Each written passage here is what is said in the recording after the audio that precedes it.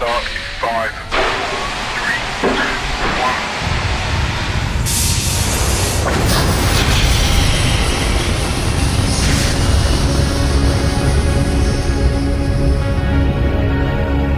I live by the old code of second floor!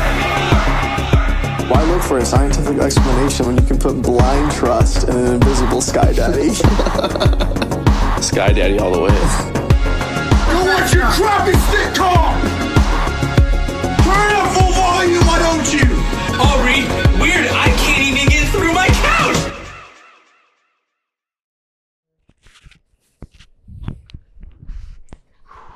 Man. Overcoming some adversity, bro. Oh, dude. We are trailblazing right now, Zach. We're Trailblazer Patrol right now in the Boy Scouts. Guys, welcome back to Second Floor Experience, everyone. Where we are currently being upgraded right now. And we have a special guest on the show. Shady, can you say hello? You say hello? Say, oh. Oh. I know you're a talker. Don't hold back now. She is, dude. Now, we're going to ask you some tough questions, Camera Sadie. shy. Yeah, you'll warm up to the camera. But we're going to ask you some tough questions, okay? And I'm going to need some tough answers from you. All right, I'm talking about, like, why do you get so crazy when Zach comes over? Do you have a crush on him? What's going on there? What about your other boyfriend, Percy, that you go play with? The golden doodle. How does that work? She looked right at you, bro. She looked right at you when I said, yeah, I think you like Zach. Decisions. It's tough. Listen, I know Percy's more of like, you can kind of like sort of take over in that relationship, but Zach's pretty direct, as we learned this week. When I need to be, dude. when you push that final button, dude. So you're not just gonna be able to walk all over him, okay? Sadie. Let's get you resat over here. Come here. There you go, right here. I'm kind of on my phone. Okay. Dude, she loves sitting like this, bro. She will gladly just chill right here. Really? Yeah, she's like a big lap dog and a big cuddler, like big time. She'll come up to your arm and like try to send it through the roof. She'll nudge it so hard. She's a big snuggler, aren't you? Dude, so the first Great Pyrenees we had, like you'd walk into a room, and I don't know like what caused her to do this, but dude, she would come straight at you, and like just like headbutt you right in the zone, dude. Dude, like right in the zone. Bro, Sadie will do that, but the opposite. She'll go from behind. That's It's not quite as interesting because you don't really expect it. It's not quite as deadly. But you don't really see it coming, so that's a little different. Yeah. Yeah, with our dog, it was just like you could like see it coming, but like you just like she'd be so quick. Yeah. And just boom. Yeah. You had to be on guard. Yeah. Yeah, it's a good time. Dogs, right? Animals. dude. So I watched barely. I watched it for like maybe 15 minutes. It was a podcast. Flagrant had Alex O'Connor on. Have you seen that at all? Cosmic Skeptic or whatever. Yeah. And apparently it's like a 2-part Really? podcast. Yeah, I only saw like it was like in the recommended. And so it was like the second part, and they were like giving like just a brief overview of what it was about, and it was was interesting. So I just started playing it while I was eating lunch, and Alex O'Connor had some pretty interesting takes. Dude. Really? Yeah. Yeah. I mean, I only got 15 minutes in, and like, yeah, he like starts off. They start off about talking about John the Baptist, and Alex was claiming like apparently there's this view, and this was the view that he said that he like believes, I guess. Yeah. Like that he believes is like the most likely, I guess, in his mind. Yeah. And basically that Jesus was a disciple of John the Baptist. So I don't really know if he meant that like Jesus was a disciple and then like branched off and then like took on his own disciples. Yeah. Which I guess that would make sense. For some reason it sounded like at first that like Jesus was always a disciple of John, you know, and like through the whole time. But now that I think about it, it was probably the other way around. That Jesus was a disciple of him, and then like eventually branched off, like created his own little group, right? Yeah. But it was interesting because I don't know, like it just didn't really seem like Alex O'Connor, like dude, he's extremely intelligent. So smart. Like dude, he has had debates and like conversations with like some of the most intelligent people I can think of. Yeah. You know, like freaking William Lane Craig, like John Lennox, yeah, like all of them. So, dude, like I'm not gonna pretend I could like, I don't know, have a debate against him or whatever. But like, yeah, it was interesting what he was saying about Jesus being a disciple of his and how like in John chapter 20, there's a passage that says, it's like after the resurrection of Jesus. Yeah.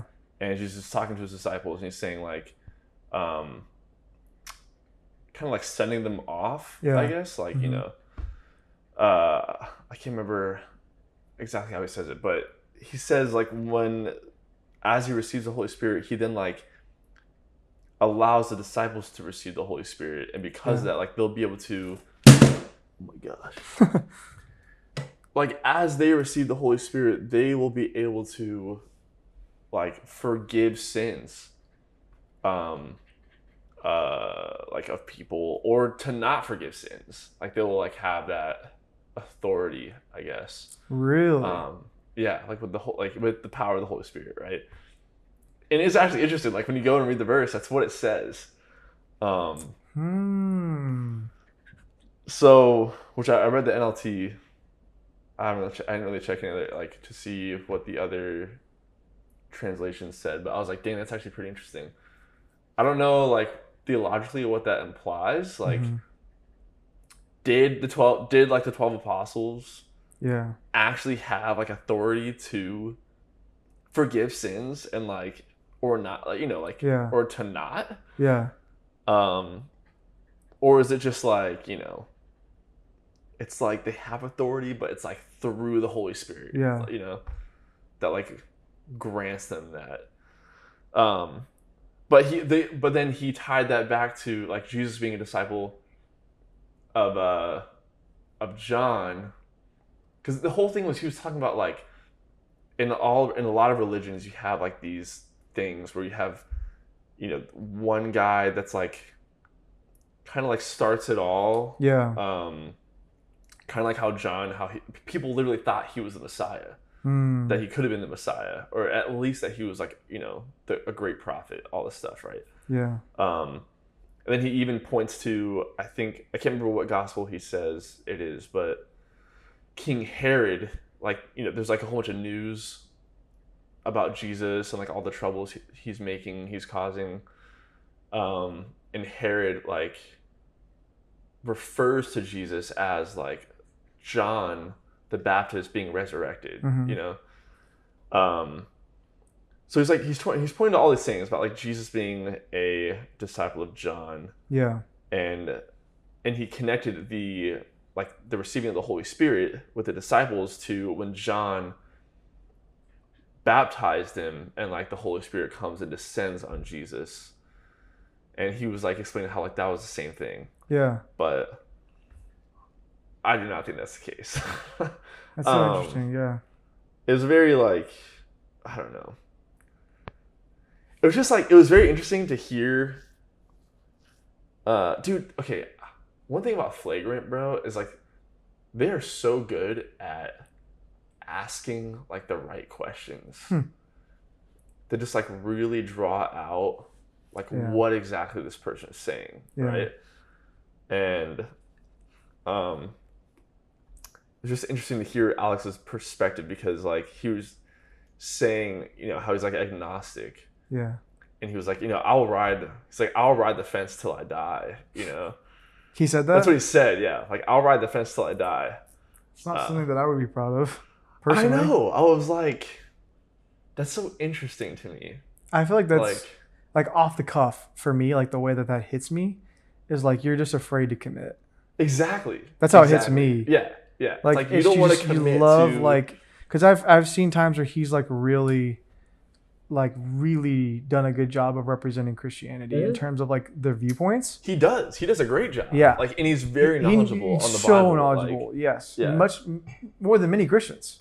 Yeah. And then I've just seen other times where he'll like, dude, when he like responded to Wes Huff's Joe Rogan podcast, I was like, oh, like I see the other side. I see who he really is. Like, I see like the worldly skepticism come out of like. Dang, I don't think I ever watched that, dude.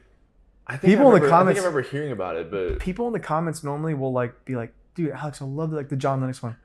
I love Alex's podcast. Like, he just really does a good job of like, this is what a debate should be like, you know, good conversationalist. And then like the one that he responded for on Wes Huff, people were like, yo, you missed on this one big time, Alex. Like, really? Yeah, it's like you're overreaching hard, like big time. You're really showing out, like you're really showing weakness here. That's how I felt with this whole thing. It was like he was making this whole idea of Jesus being John's like disciple, like, this big deal. Yeah. Like just because, and like it was just only providing like very subtle clues as like evidence. But it's like, to me, it's just like, really, like that's like the narrative you're gonna commit to, I guess. You know? It was just, I mean, yeah, it was interesting. What gets me though, like someone like that, someone who is okay with riding the fence, especially for a guy like Alex O'Connor, who's like so like, you know, gives off a very like intelligent, I don't know, like aura. Like he has the British accent. He's just like, he's so composed, so scholarly. Yeah, like he gives Big off time. that vibe. Like this dude knows what he's talking about. 100%. But I just like, I would love to see him like. It just makes me wonder. I'm trying to figure out how to put this like without being like disrespectful to him. Like it just makes me wonder how he would respond to like serious pressure, like in like a dire event, you know. Because like you see in like movies and you know, and like you hear in stories all the time. It's like it's the people who like are incapable of committing to a decision that like get everyone else in trouble. Yeah. You know? So I don't know. It's just interesting.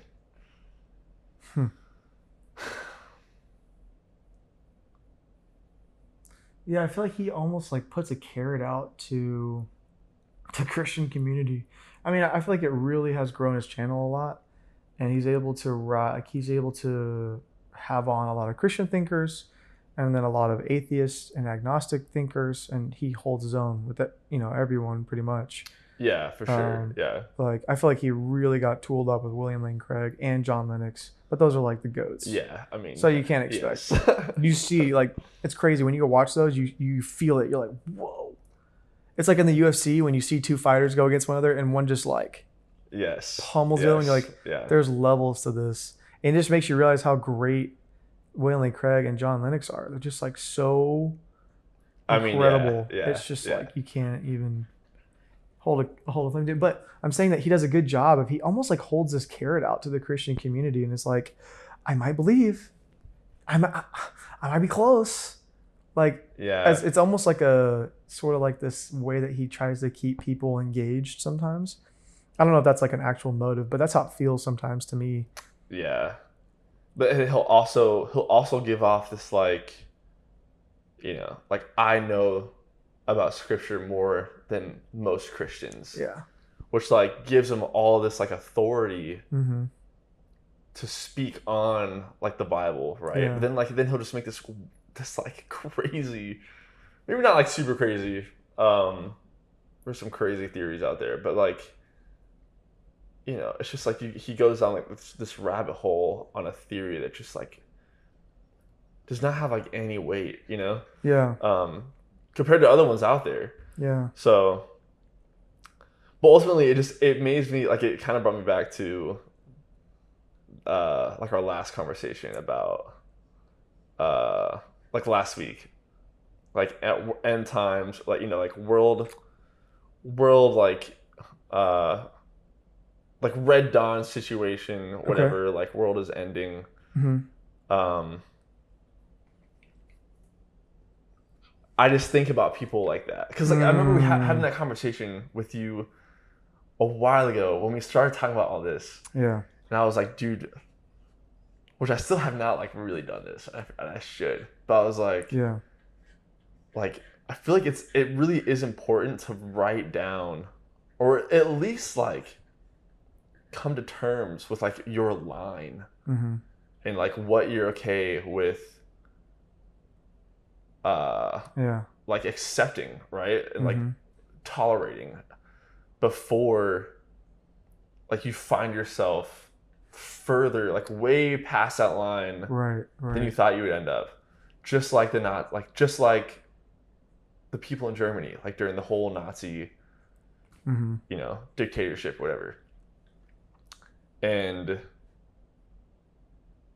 that's just what that made me think of. Like, to say that you are someone who will ride the fence till you die is like crazy to me, dude. I think that's like such a wild, because to me it's like, if you say that, then you genuinely don't put any faith towards an afterlife. Like if you really consider that there's a heaven, if you really would consider that Jesus is real, then he knows for a fact that means that he's going to hell. If he rides the fence, because that would mean he does not know Jesus. I mean, Like, yeah. So it's like he's clearly like has no real intentions of believing in probably what he would consider like fairy tale level afterlife, like a real heaven and a real hell, or else he would like really consider believing. But to say you're going to ride the fence for the rest of your life is like, I feel like not getting the best of both worlds, but like getting the worst of both worlds. Yeah. Almost. Yes. I mean, in my eyes, I'm like, Yeah. if you're going to be like, I get that. I guess being agnostic is almost that stance exactly. It is. He's like the epitome He of is. agnostic. And it's like, well, I Yeah. think like I believe there's something out there, but I'm not going to like make a decision on what it is. Yeah. And I'm just going to ride the fence my whole life. That's like, Yeah. to me, again, a perfect definition. So I guess he's like, well, I'm not going to become an atheist because there's too much evidence to the contrary, but I'm also not going to be one of those weird, like believing in miracles type people. Yes. And that may hold him in that space for the rest of his life, Yeah. which is Yeah. crazy. It is. Yeah. What do you think, Sadie? But it's wild because like the whole thing of agnosticism is the whole premise behind it is like, yeah, okay, it's like you're not going to believe in God or whatever because you don't think there's enough evidence to support it. But you're Yeah. like, but it's like it could be, you Right. know. That's their mindset. It's like it could be, like God could be real, Yeah. but there's just not enough evidence for me to make a decision, right? Like for me to commit to that. But then like he's gonna turn around and like commit to Jesus, like this whole like Jesus being a disciple of John, Yeah. which like kind of like discredits his claim as the Messiah and like all this stuff. You know, and it's just like I feel like if you're basing your decisions off of pure evidence alone, like, dude, like the evidence supporting that claim is like so low, like so little, you know. So it's like it's just wild to like. I just don't understand. Like I don't understand how you can do that, you know. Yeah. I feel like to me, like agnosticism it's like it's the one. It's like the ultimate cop out, but also like it's just all agnosticism tells me is like you are. It's like you know there's like probably enough evidence out there for God to exist, whatever, but like you're just unwilling to surrender. Yes. Like that's Dude, like that's you just hit it on the head, bro. That's like the crux of agnosticism. It's You like just hit it on the head. they just cannot surrender their life. That's what Like, it is. I will find every single excuse or reason possible to validate my lack of humility. Yes, yeah. It's like and to retain control over Yes. my life. I It's can't like, give up control because that's truly what it is to be Yeah. a Christian is like to be a Christ follower, you have to give up control of your life, the direction of your life, the calling of your life, how you use your gifts and talents as a person. Like you have to get how you use your money, like how you treat others. You have to give up everything. That's like yes. that's like the baseline, you know. Yeah, and you may dude. even have Yeah. to suffer. Yeah. So it's like all that for something that probably isn't even real. Why would I do that? Is Yeah. I feel like there's a lot of their stance. Yes. Yeah. So yeah, you know, I only watched 15 minutes of it. It was I had to get back to work. But it was interesting. Definitely want to finish it, but yeah, agnosticism gets me, dude. That's one that gets me. It's just like it's just cheap. I feel like it's cheap, you know? I agree, dude. But It's like to me, it feels like a cheap cop out. yeah. Yeah. Raise this up a little bit. Oh, sorry, sweetie. Sorry about that, girl. But in a sense, I mean, to ride the fence, like, I guess kind of in a sense, like not making a decision is a decision in itself. True. So it's like It's a good point. it's just not a very, I don't know, grounding decision, I Yeah. guess. But yeah.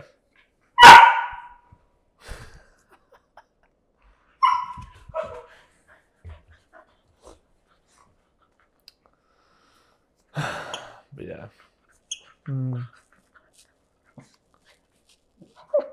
That was like really the only thing I have. Sadie, lay down. Lay down. Lay down.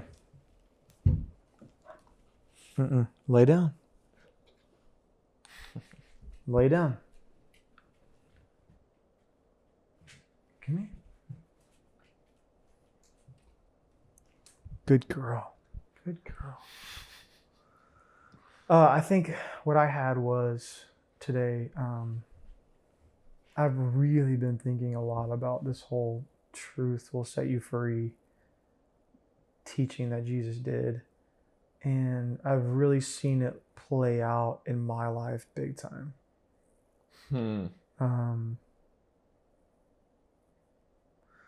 It's really interesting to see. If I can find it, but I basically kind of just was going through the scenarios in my life the past few weeks and currently where, or maybe even the past few months, where I have kind of been like almost like hiding or putting off tough conversations.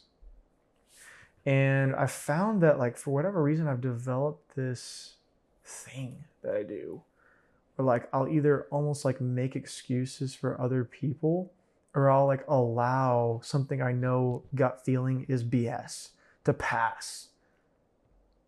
Yeah. And so it's like,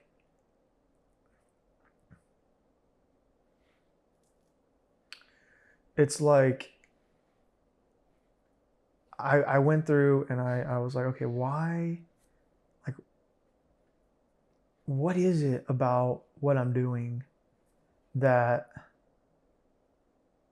like, what is it about bringing the truth to light that is so powerful? That's like kind of what I was thinking about, right? And I'm trying to find where I was asking about that. Anyway, it was basically the idea of, like, the longer you allow that situation or whatever, where, like, that person or that group of people or whatever is being blatantly unreasonable and holding some kind of thing over your head, whether, like, for business, it's like a bad review, right? Or like, it's a loss of money, or it's a loss of time, or it's a headache, right? Like, if you were to maybe tackle the situation up front, it could yield it could yield something painful for you, right? So it's like, I would rather sort of, like, this is kind of how I've been operating for a while. It's like, in most situations, it's too painful to try to face that fear, rather than just, like, convince myself that the unreasonableness of the other party is okay. Does that make sense? Like, it's easier for me to be like, they're probably right. Or, you know, I'm probably wrong. Right? Then, like, be like, no, what you said is incorrect, and here's why. Because I'm like, well, what if I offend them? Well, what if this happens? What if that happens? And it's like, that fear holds me back from a lot of tough conversations. And I use it, I think, as an excuse to get out of tough conversations or delay them, right? And so I feel like when Jesus said, the truth will set you free, I understand that he was saying, like, the truth of Christ will set you free from your sin. And he is, like, the capital T truth. And I think I've taken sort of that idea and really, I think all, like, our friend group recently and myself have really upgraded to the point of being like, you know what, we're just gonna call out BS when we see it, and you know, so be the consequence. So be it. Like, we're gonna face that fear head on. And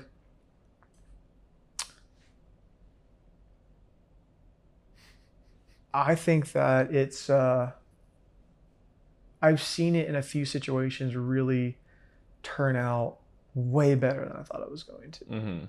And what I'm like, the whole point of what I'm saying is, what I found is, when I break through that fear, like, you know what, I'm just going to say, listen, how is this reasonable? Based on these things, how are you being reasonable right now? And I just come at it in a direct, but a, like, constructive manner.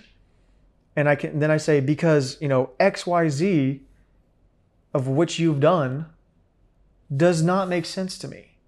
So help me understand why I should take you seriously right now. Yeah. Or whatever, right? Like, it's just an example. But I found that, like, just cutting through the noise like that is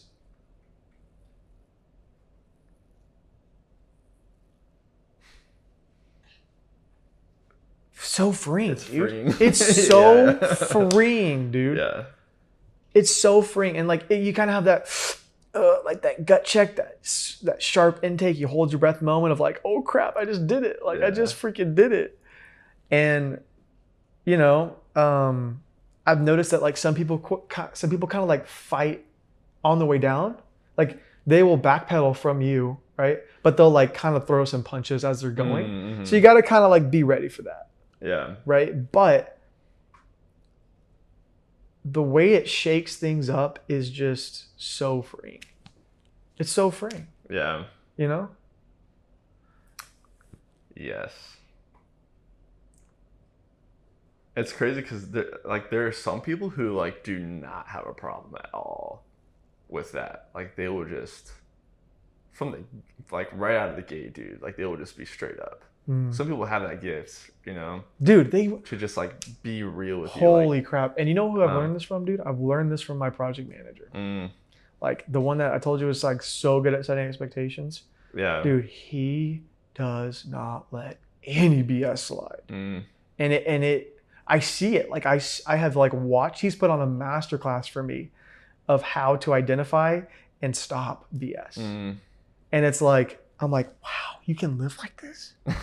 Yeah. You can live like this? Like, Yeah. you can live like this? Oh my gosh. Another person I think of is Pastor Jason. Like, Oh, really? He's very good at that. Yeah. Like he will, like some of the stories I've heard from him, like certain things he has like said to people. I'm just like, wow. He's just like, it's just what you gotta do. Like you just gotta say it. I'm just like, dang, dude. It's wild. But yeah, I think in especially in recent events we've learned a lesson or two on that. We have learned a lesson. Yeah.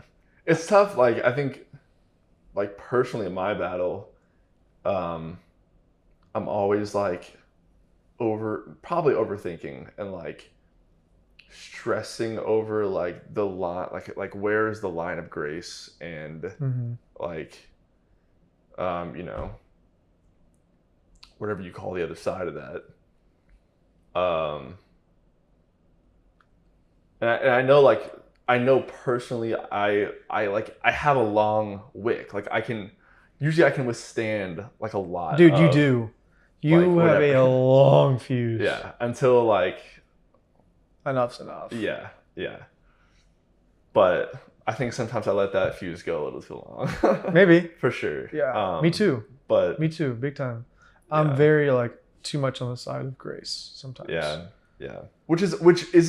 Which in a lot of ways is a gift. It is. That is a strength. To have 100%. grace is a strength for sure. And I have friends that are like the opposite. They're like too far on the side of truth. Yes. It's like, dude. It's like, dude, relax. You gotta chill, bro. You gotta chill. But yeah, dude. I mean,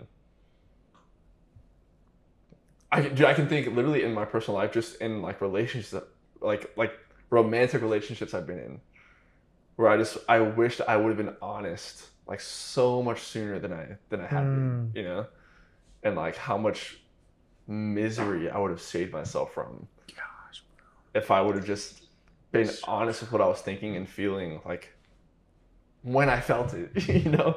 So true. Yeah.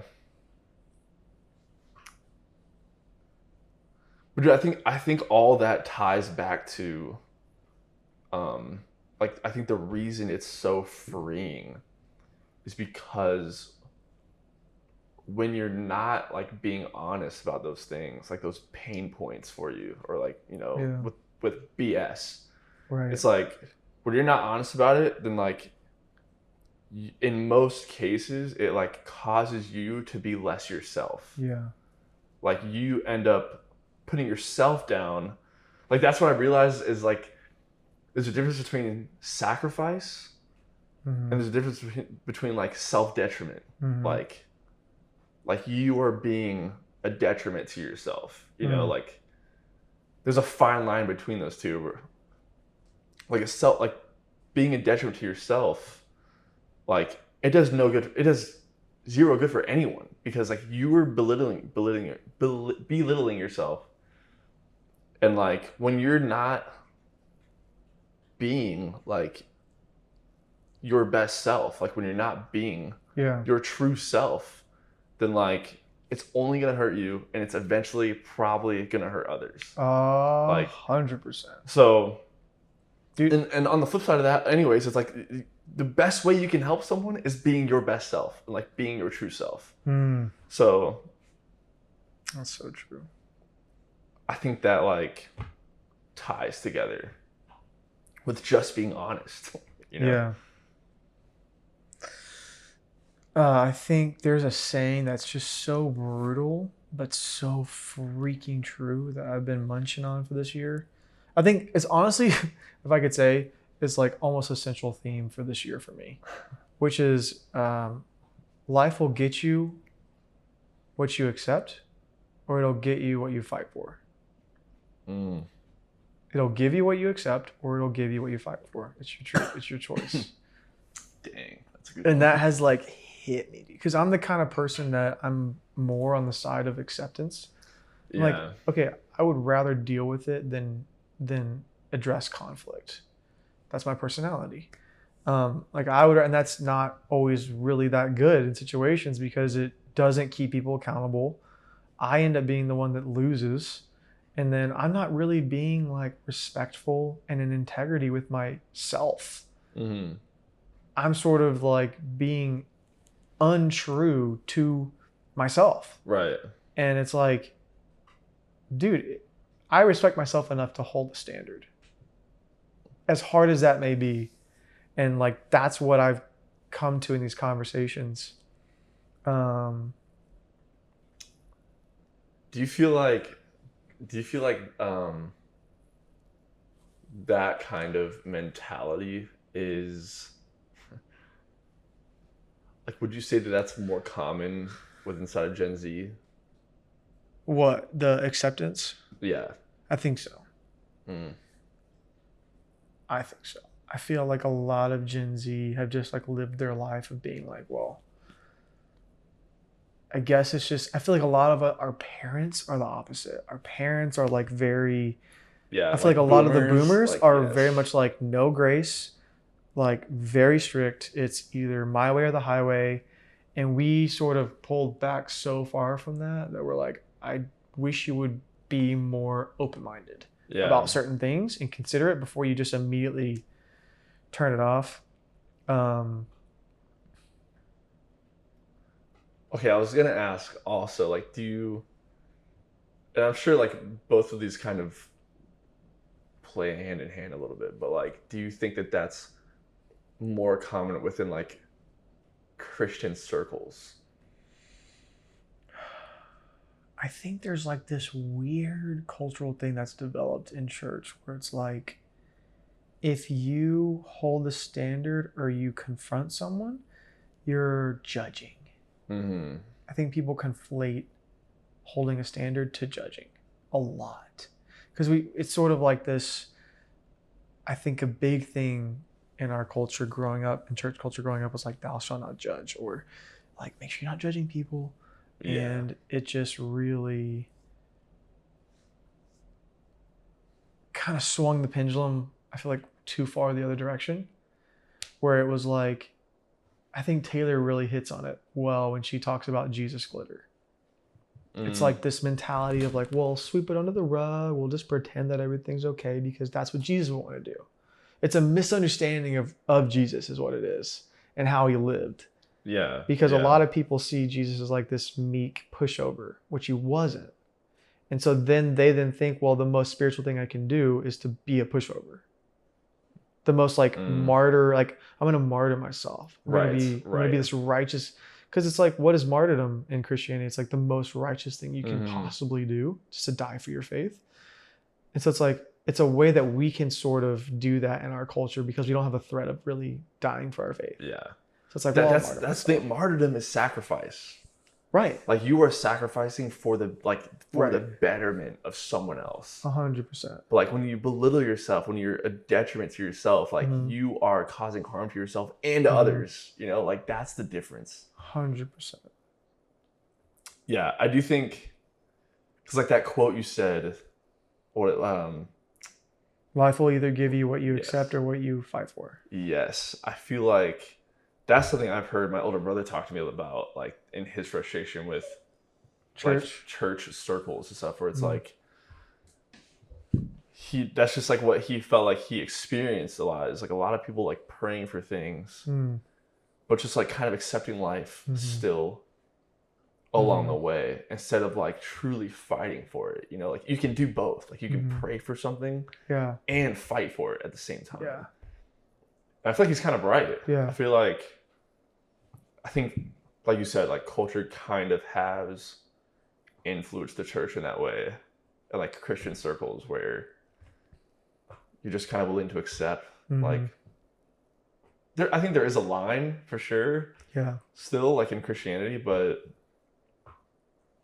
I think it's like just common to accept like where you are in life, and which that's a tough balance too, because it's like, okay, because now it's like, okay, like is this God's will for my life, or am I to like fight for something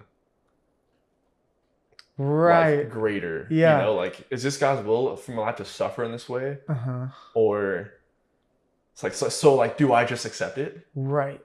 Sure. And I Or- think that's a yeah. tough, it's so situational. Like that type Yes. of question is so situational. And I feel like I've done this before. And I think a lot of Christians do it too, where it's like, I guess you just gotta suffer. You know, my boss is like making me work extra hours and not paying me and like walks all over me and is disrespectful to me. Gosh, just God, this is just my sword, like my cross to bear. Yeah. And it's yeah. like, no, honey, like you need boundaries. That's it, you know? But other times I think that could be true. Yeah. In my experience. Yeah, I think that's a good point. I feel like work is a very like it's a great like circumstance to work with, because it's like in like if you're working a job and you're just working for some like under someone or with someone that's just like a pain in the butt and is like, you know, talking down to you or like insulting you or like, you know, any of those things that's like not like healthy for you as a person or whatever. I think like it's okay as a Christian to like stand for yourself when like someone is being like insulting to you, you know. But I think there is a difference between like just like dealing with someone difficult. I agree. Yeah, I think it's like it's a tough line to toe. It's a tough Yeah. fence to sit on Yeah. for sure.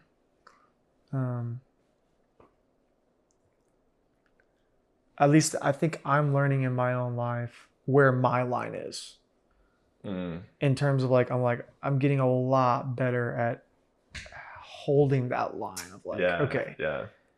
what you're saying is reasonable because of this, and I feel like it's also a little bit maybe unreasonable because of these things.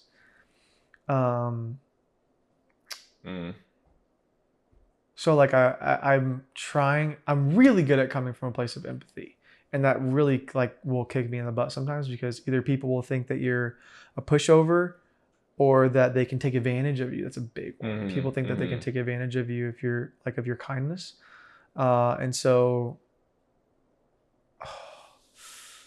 okay, I'll give this example. All right. I helped a lady with her car last week. No, 2 weeks ago. The same day that we pulled Benji's transmission out. Yeah. Right? So I basically like jumped her car off, realized that her alternator was not working, and she was like pregnant. Her boyfriend was out of town working, like no one could help her, yada, yada, yada. Like decided like, okay, Lord, I think that you're asking me to help her. Thought she was going to buy the part and I could maybe fix it for free. Turns out she didn't have the money or didn't want to buy the part, either way. And I was like, okay, I guess I will buy this part. And like that will be and I will replace it for free. And like that would be my gift, right? That would be like my treasure in heaven that I'm earning today. Yes, yeah. Right? And so it was a really great experience. Like, of course, the repair took like 3 times as long as I thought. Had to say a few prayers, got it done, great. And then you know, this lady was like, wow, I just feel so blessed. Like, thank you. Like, life's been so tough. And I'm like, yeah, I'd love to pray for you. And she's like, where do you go to church? I want to be taught. It's this beautiful moment, right? And pray for her is awesome. So then, like, you know, week and a half go by, and I just text her. I'm like, hey, you know, we're having church this Sunday. You're welcome to come by, pretty much. And she's like, oh, I'm like sick. I can't, you know. And I'm like, okay, well, just, you know, we're praying for you. Let us know if we can do anything. And then she hit me with, my car's getting repossessed in a few days, and I'm not going to get paid until the next day, and they won't let me. Sadie, come here. Okay. You want to come back up? Okay, come back up. And they won't let me, you know, they won't let me split the payments one day. I can pay half now, pay half later. And I was like, okay. I previously would have probably like sent her money. Yeah. I have since seen how that does not actually help. Number one, that doesn't actually fix the problem, number one. And number two, it's actually hurting them and hurting me by doing that. Yeah. And I think we've seen that. And so I was like, you know what? Like, God used me to provide for her directly once, right?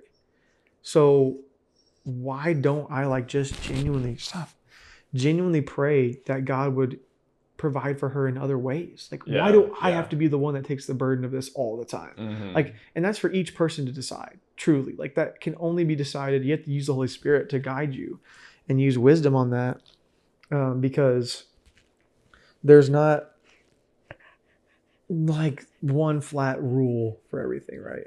Right. And I felt it. Like, as soon as she sent that text, she was implying that she could use me sending her money. And I'm like, I'm not going to do that, because that's going to get you out of the bind that you put yourself in. Like, there's a reason you have to be behind your car payments for like 3 months for them to come repossess your car. So, like, what are you doing in the meantime, right? Anyway, there's just a boundary. That was a boundary for me, right? And so I was like, okay, what am I going to do here? And I sent a text back, and I was like, I said, you know what? I'm going to pray for you right now. Like, sending her like a prayer text, like written out, right?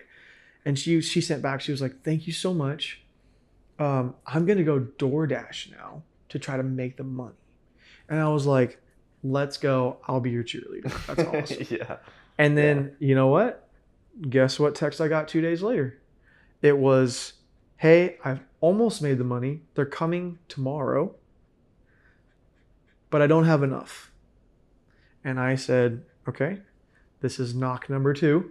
I'm going to be very explicit. And I was like, I cannot help you financially with that, but I am praying and I'm holding faith with you that God's going to come through. Yeah. And I was like, wow, I feel like that I handled that beautifully.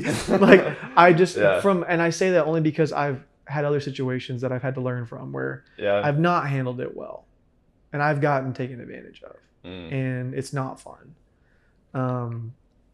What's the great thing about that though is like you have the self-awareness to like analyze those past situations and kind of like you said, like find that line. Yeah. So as soon as you felt the situation creeping up to it, it's just like hard stop.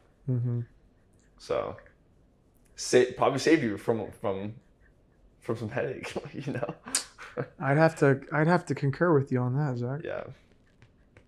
What do you think, Sadie? You think that's good? I've had to set some boundaries with you lately, haven't we? Yeah. You're getting a little too crazy when people come over. You play really well with other dogs, but you have a difficult time calming down, and you get a little bit too anxious when we're gone. So we're working on that, right? Yeah, we're working on that. Yeah.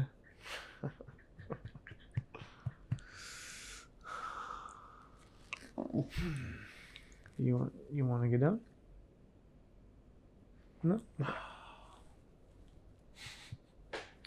Well, I mean, that's what's really been like on my mind, honestly. Like, that has been center stage for me. Well, it's been a very relevant topic within our lives lately. So That it it's is. hard for it to not be top of mind. Yeah. Yeah, it is. Yeah. It's so funny, like in those situations for me, it's like there's just like something that snaps where it's like, Right. all right, I'm full send right now. You know, it's like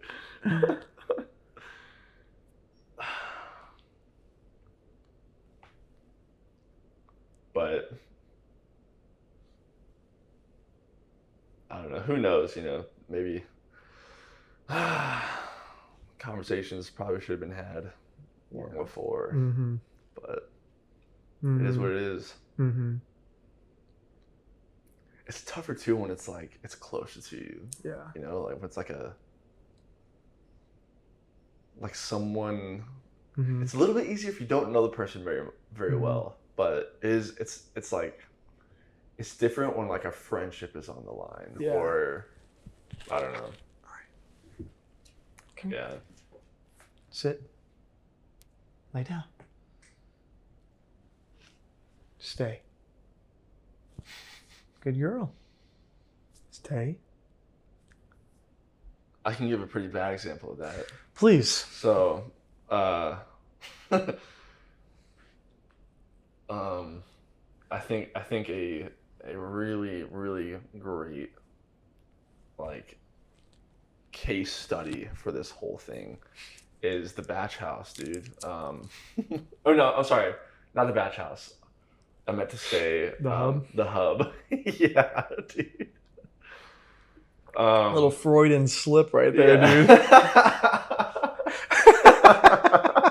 Did you know what I meant? That's so funny. Yeah. Yeah, the Hub, dude. We had the Mega Hub. Hold on, why don't you get it, like, explain to people what that is? Sadie. Yeah. Sit. So okay, Sit. so in college, I don't know if we've ever really explained this. I'm sure we did when Reed was on, but a brief summary. A brief aside. Yeah. Me and my roommate Reed, we had in our dorm room on the second floor. It just quickly became like the spot where everyone would come and hang out. A And hub, so, if you will. Yeah, we called it the hub of the second floor. It's just like where everyone. We described it as people literally just spawning in. And so senior year comes around and we moved rooms, but still holding true to the hub, room or whatever. And we decided to make the Mega Hub, which was us combining.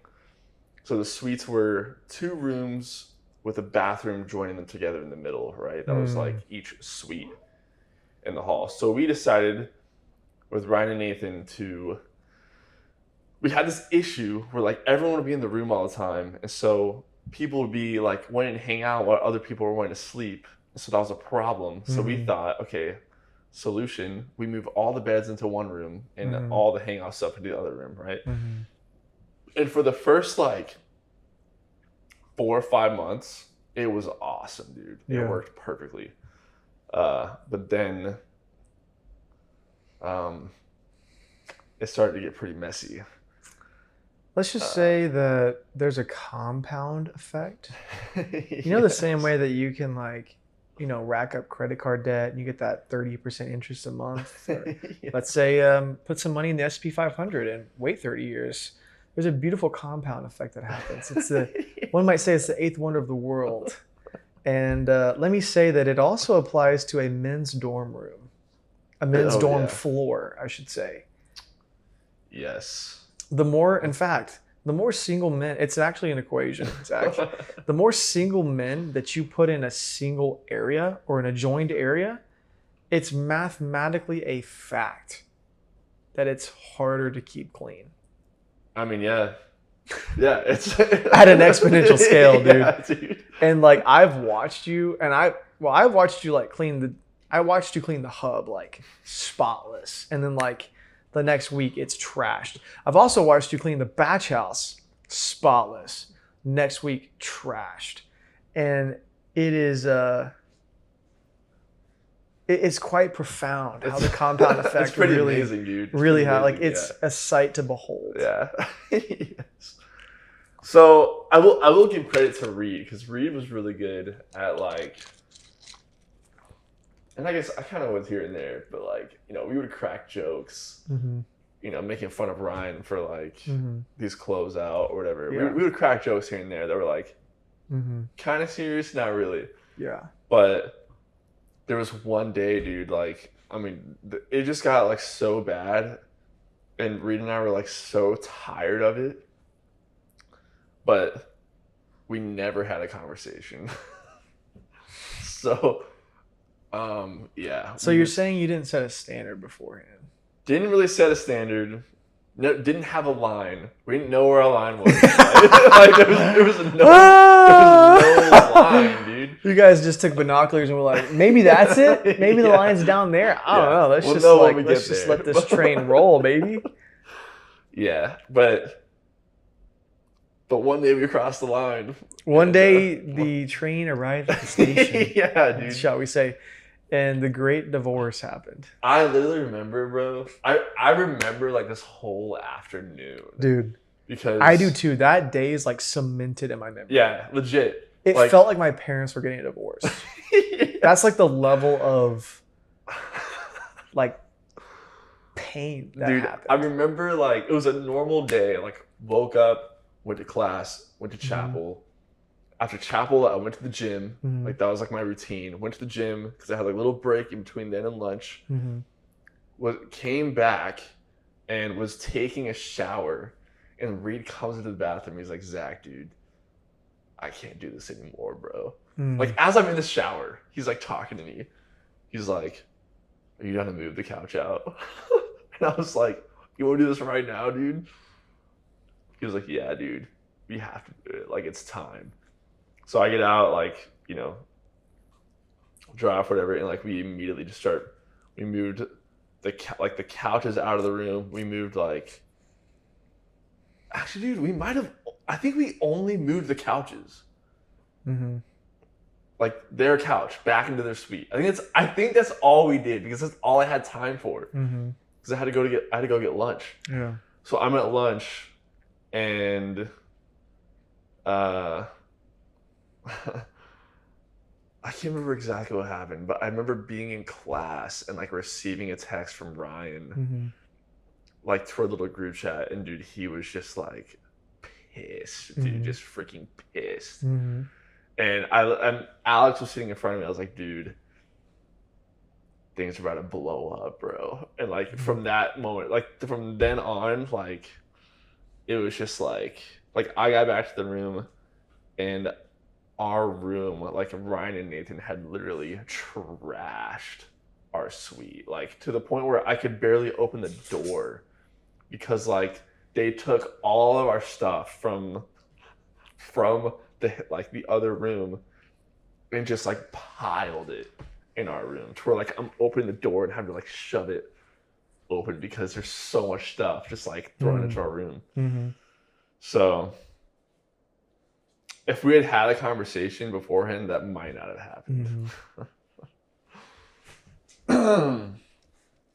But I think it's just like, I think when you're growing up, you sort of consider those situations or those conversations as like only things that adults do, or like Karens. Yeah. You're like, oh, you're being a Karen right now. How dare you set a standard?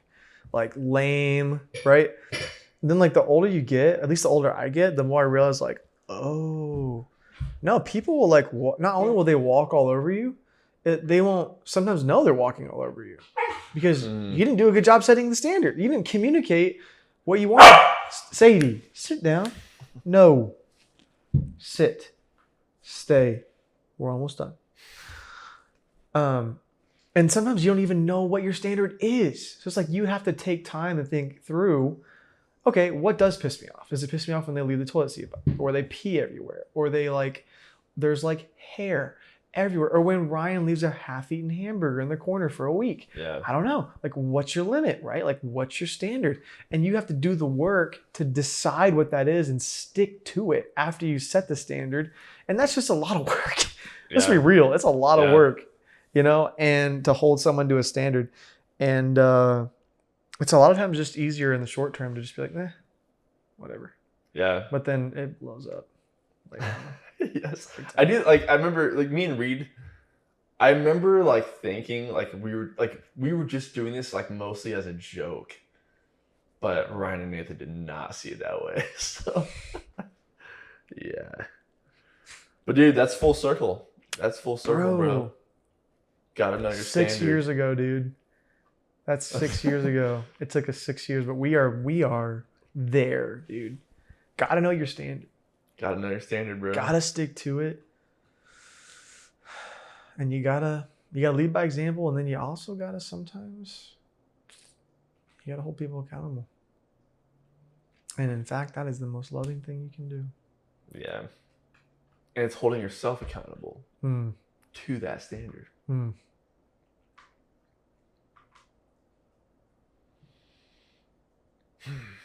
Good word. What do you think, Sadie? Any final thoughts? Any final thoughts? Anything? Here. Anything you want to say to the people at home while you're done? Oh, no, that's not to be eaten. Little sniff, sniff. A little sniff and a little lick she gave you guys. All right, well, that was a very adult conversation we just had. I guess our frontal lobes are fully formed. Maybe. Yes, dude, maybe I'm just freaking.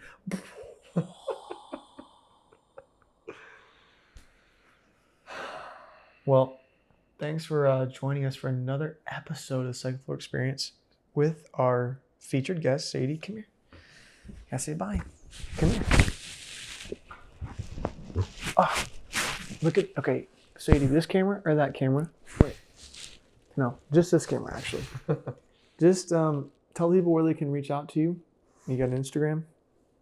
No, your mom hasn't made one yet for you. Maybe that will come soon. What should it be? Sadie Brennan? At Sadie Brennan on Instagram? She's looking Dude, dead. she's in that looking, camera. bro. She's locked in. All right. Well, this has been Second Floor Experience with Sadie, and we will catch you on the next episode of the Second Floor Experience. Peace out. Peace out. Ooh. Sadie saying peace. That's a peace sign. Peace, Paul. Right? Say bye. I want to talk to you. Not now. Later. No, now.